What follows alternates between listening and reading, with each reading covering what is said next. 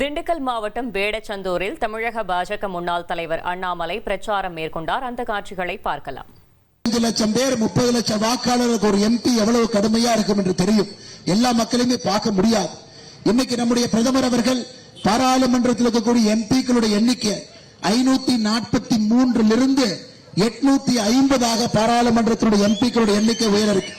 அதுல இன்னொரு இனிமையான செய்திங்க, அதிலே 33% நம்முடைய தாய்மார்களுக்கு புழுதி காட்டில் இருக்கக்கூடிய சாதாரண விவசாய குடும்பத்திலிருந்து பிறக்கக்கூடிய ஒரு குழந்தை அரசியலுக்கு வந்து மக்களை மாற்றத்திற்கான வழியிலே அழைத்து செல்வதற்கு இந்த 33% இடஒதுக்கீடு நிச்சயமாக உதவி செய்யும்.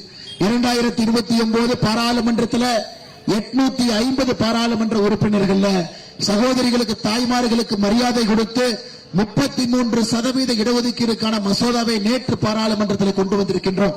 இன்னைக்கு சாயங்காலம் 4 மணிக்கு நம்முடைய எம்பிக்கள் எல்லாம் ஓட்டு போட்டு அதை சட்டமாக நிறைவேற்றணும். அருமை சொந்தங்களே, திராவிட முன்னேற்ற கழகத்தை கூர்ந்து கவனிங்க. நேற்று காலையிலிருந்து முதலமைச்சர் ஐயா ஸ்டாலின் அவர்கள் பொய்யாக சொல்லிக் கொண்டு சுற்றுகின்றார். பொய், காலையிலிருந்து பொய். ஐயா தமிழ்நாட்டுக்கு எம்பி குறைஞ்சிரும், தமிழ்நாட்டினுடைய எம்பி குறைந்து விட்டால் நம்முடைய உரிமை குரல் குறைந்து விடும் என்று. அருமை சொந்தங்களே, எல்லா மாநிலத்தினுடைய மொத்த பாராளுமன்ற உறுப்பினர்களை நேரடியாக 50% இந்த மசோதாவின் மூலம் நாம் உயர்த்தி இருக்கின்றோம். தமிழ்நாட்டினுடைய எம்பிக்கள் 39 59, நேரடியாக 50% உயர்வு.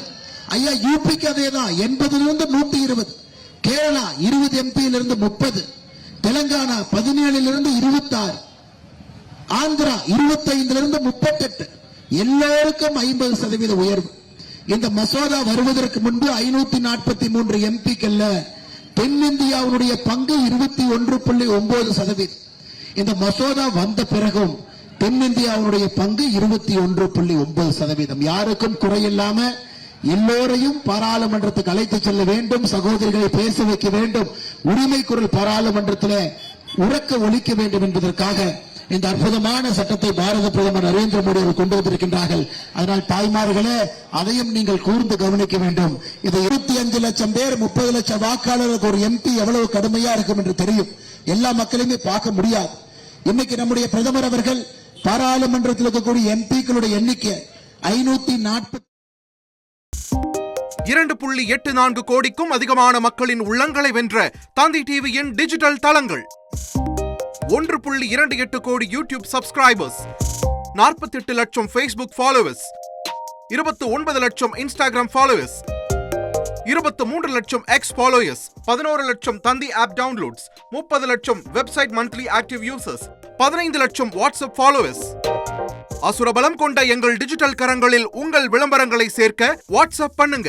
8939888378.